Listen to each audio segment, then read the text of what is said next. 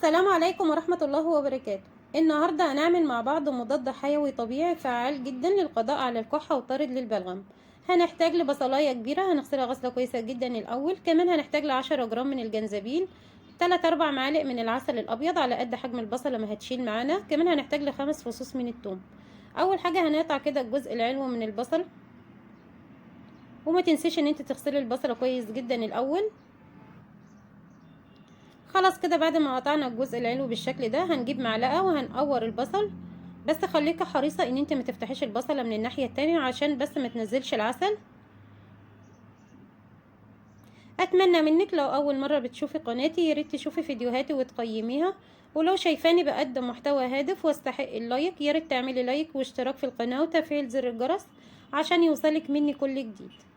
وخلاص كده قورت البصل، شايفين قورتها ازاي؟ بس من الناحية التانية طبعا ما اتفتحتش.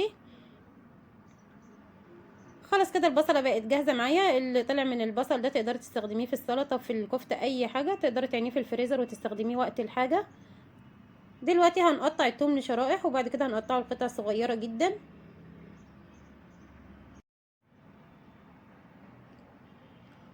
هنقطعهم شرائح بالشكل ده الاول وبعد كده هنقطعهم لاجزاء صغيره، مش هنفرم الثوم، وباكد عليكي بنقطعه لاجزاء صغيره. كلنا عارفين ان الثوم مضاد حيوي طبيعي فعال جدا للكحه او للسعال المستمر. كمان بيقلل من احتقان الجهاز التنفسي وبيقلل من الدهون في الكبد. عايزه اقولك سحر، مضاد حيوي طبيعي جميل جدا. ان شاء الله كده تجربي الوصفه دي وهتعجبك. خلاص كده بعد ما قطعته لاجزاء صغيره دلوقتي هنحطه في داخل البصله. عشان كده قلتلك في الاول نقور البصله وما نفتحهاش من الناحيه التانية عشان تشيل المكونات اللي احنا هنحطها فيها.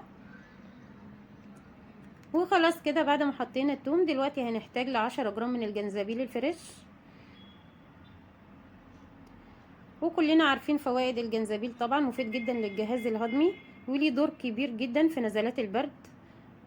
كلنا عارفين طبعا اي حد بيصاب بنزلة برد لازم يغلي جنزبيل ويشرب، بيبقى تحفة في علاج الام الزور. خلاص كده بعد ما قشرته هنقطعه كمان لقطع صغيرة نفس قطع الثوم.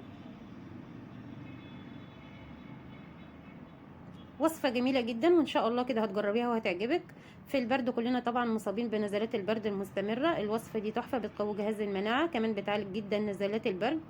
البصل جميل والثوم مضاد حيوي والجنزبيل كلنا عارفين بيستخدم لنزلات البرد. ان شاء الله كده تجربي الوصفة دي وهتعجبك جدا. العسل كمان جميل جدا ومفيد بيقوي جهاز المناعة، خصوصا لو انت متأكدة من مصدره عسل طبيعي 100%.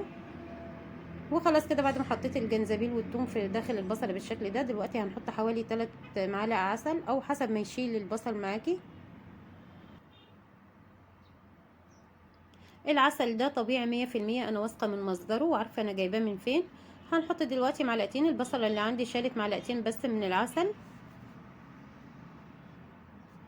كلنا عارفين طبعا فوائد العسل زي ما قلتلك، بيقوي جهاز المناعه، كمان بيلين الحلق وبيفيد جدا في علاج التهابات الحلق، جميل جدا.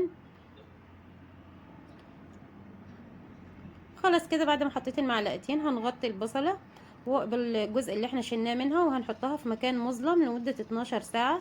انا حطيتها في طبق وحطيتها في درفه المطبخ، يعني انا عملت الوصفه دي بالليل قبل ما انام. تاني يوم الصبح كملت باقي تصوير الفيديو. في اي مكان عندك مفهوش اضاءه تقدري تحتفظي بيها لمده 12 ساعه. عايزه اقولك سحر، جميله جدا، تقدري تستخدميها للاطفال وللكبار، ما فيهاش اي اضرار، وصفه طبيعيه 100%.